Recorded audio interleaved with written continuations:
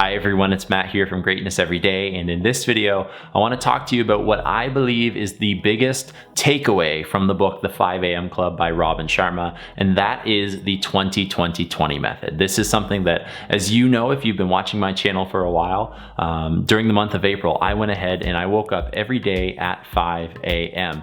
and one of the things that I did while I was reading the book was put that stuff into practice. So I discussed and discovered what the book discusses, the 20-20-20 method. And I think this is the biggest thing that you as a reader, and I hope you eventually read the entire book because there's tons of great takeaways, but I think this is the biggest thing that you can do to really impact and change your life. So what the 20-20-20 method is in that first hour when you wake up, you do 3 rounds of a 20-minute purpose, let's say. So those 3 rounds are going to be moving, the second one is going to be reflecting, and the third one is going to be growing. So what does that look like exactly? So for me, let's start with number 1, movement. The very first thing that you should do in the first 20 minutes at least, and one thing I'll say is within these ranges, you have to do these things for a minimum of 20 minutes. It's called the Power Hour. 3 sections of 20 minutes obviously makes 60 minutes, which is an hour for all those math people out there. But when you really kind of look at it, it could be done for longer. I do my movement piece, the very first section, I do my movement piece for 40 minutes. Maybe you do that for 20, but you might want to do your growth or your learning piece for longer than that, and that is okay. But at least make sure you're doing these for 20 minutes each. Number 1 is movement, like I had said. You have to go ahead and move. You have to make sure that you're getting your body up and moving as soon as you wake up. And for me, this would typically look like one of 2 things, which I often do. Number 1 is I like to run. I've grown up my whole life running. I find a lot of value in that, the mental clarity that it gives me, as well as like the physical responses that it does to my body and the benefits that come from that.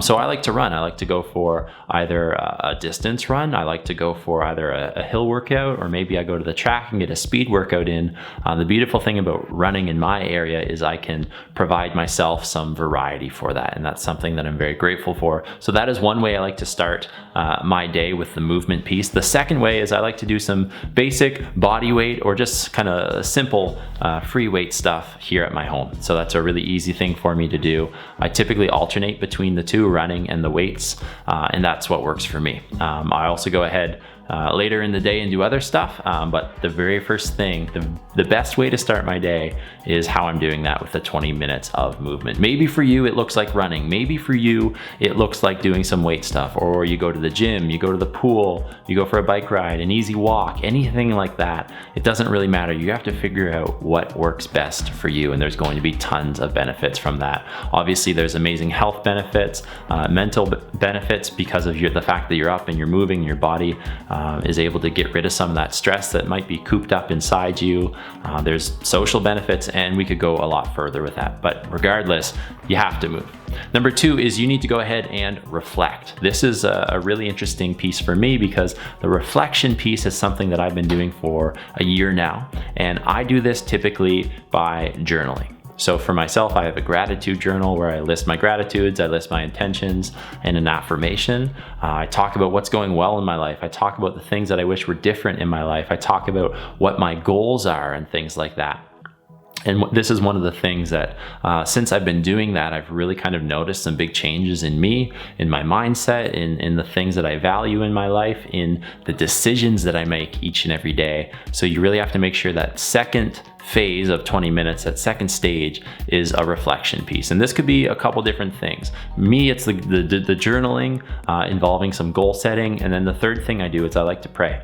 That's something that I do. You may like to do the journal. You might like to set goals and pray and meditate. And maybe you want to do some other things that involve you just kind of taking some time to reflect on your life. And that's for you to decide as well. That's the beautiful thing about these things. I can give you the overview of what the book discusses, but you get to personalize it for your life and tailor it to the needs and the goals and the dreams that you have for what you're doing. So I'd really encourage you to build that in as well. And number 3 is you need to go ahead and you need to grow, or as I like to say here, you need to do some sort of learning in the beginning hour of your day for at least 20 minutes. For me, this looks like typically waking up, and one of the things that I do in that first hour is I will read. I've been reading a lot lately. I've been sharing about that here on on our Greatness Everyday channel and on Instagram. So I like to grow and I like to read by viewing these things, learning new topics and things like that. That's one of the things that I'd really encourage you to do. Once you start that and you see the value in it, then it gets contagious and you won't really want to stop learning and growing as you go. If I'm not reading, maybe I'll watch a YouTube video, maybe I'll go do some research on something. This could be on a topic that I'm really interested in, just in life in general. It could be on personal development. It could be to help somebody else try to solve their problem. It could be a professional one. It doesn't matter what you do, but you need to make sure that that third and final stage is at least 20 minutes of growing or learning each and every day. So what I want to say with these 3 stages here, it doesn't necessarily matter if you do them at 5 o'clock in the morning like I do. I think there's a lot of benefit and value to that, no doubt. I think you should really read the 5 a.m. Club book by Robin Sharma because it's going to give you a lot of value and has a lot of potential to change your life if you put those things into practice that he discusses. But I think that there's a lot of value in the 20-20-20 method, even if you wake up at 6:30 or 7 or 8. Life gets in the way sometimes. There are times when you can't necessarily wake up at 5 a.m. and it might be bad to wake up at 5 a.m. obviously, depending on your life situation. So go ahead and kind of tailor that to your schedule and figure out what works best for you. But regardless of what time you wake up, I think you really need to go ahead and make sure that you start your day with the 20-20-20 power hour basically. So go ahead and try this. Let me know what you think about it down in the comments below. If you're doing the movement and the learning and the reflecting, what areas or activities would you think would fit best into your schedule? Let me know down in the comments below and we can start that conversation. So I hope this video helped you. If it did, please click the thumbs up button, subscribe to our channel, and follow us on Instagram for daily inspiration and encouragement to live a great life. Remember, choose greatness every day, and I'll see you in the next video.